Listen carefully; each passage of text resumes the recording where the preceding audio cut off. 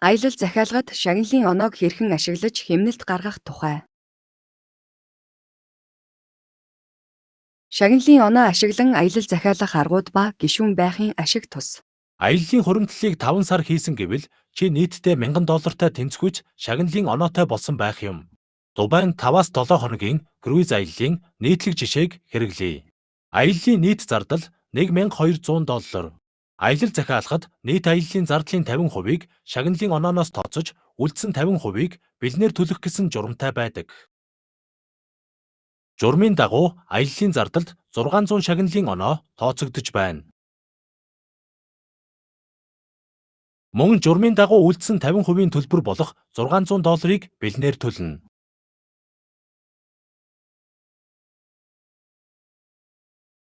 Ийхүү аяллаа нийт зардлын 50%-ийг шагналын онооноос, үлдсэн 50%-ийг бэлнээр төлөөд аялал захиалагдаж байна. Гэхдээ нийт шагналын онооны 50%-ийг гишүүн, нөгөө 50%-ийг компани урамшууллаар өгсөн гэдгийг санаарай.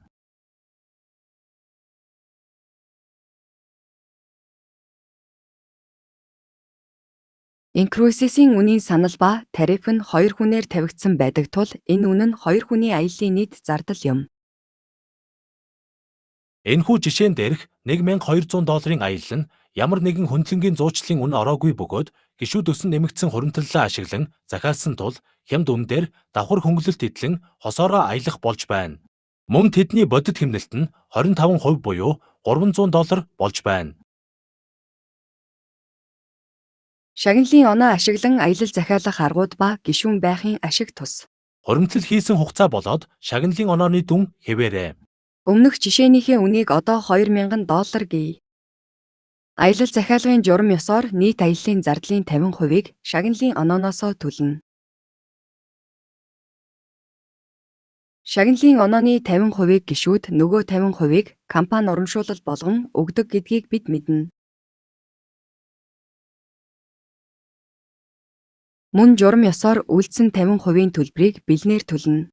Энэ тохиолдолд чиний 5 сарын турш хуримтлуулсан 1000 шагналын оноо чинь 100% зарцуулагдаж үлдсэн 50%-ийн төлбөрийг бэлнээр төлөх болж байгааг бид харж байна. Магадгүй хамт аялах хүн чинь үлдсэн 50%-ийн төлбөр болох $1000 төлвөл чамаас бэлэн мөнгө гарахгүй, чи зөвхөн 1000 шагналын оноог төлж аялал захиалагдах юм.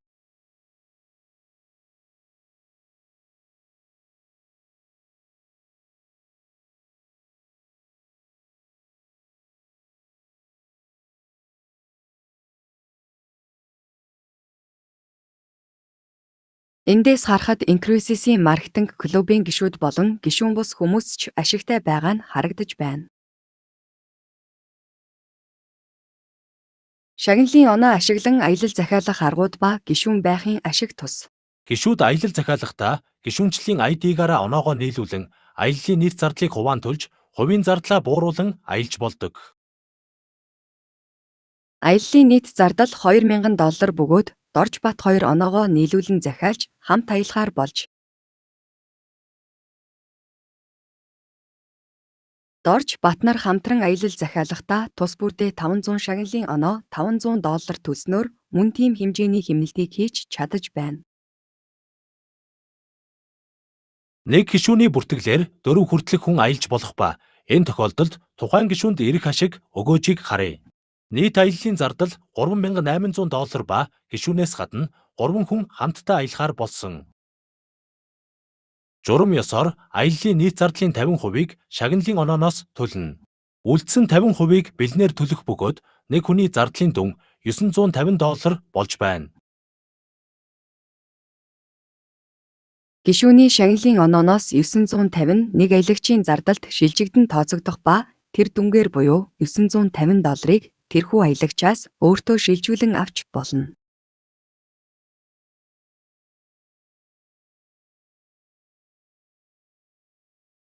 Гэх зэргээр гишүүд аялал захиалгад шагналын оноог ашигтай байдлаар ашиглах олон хувилбарууд байдаг.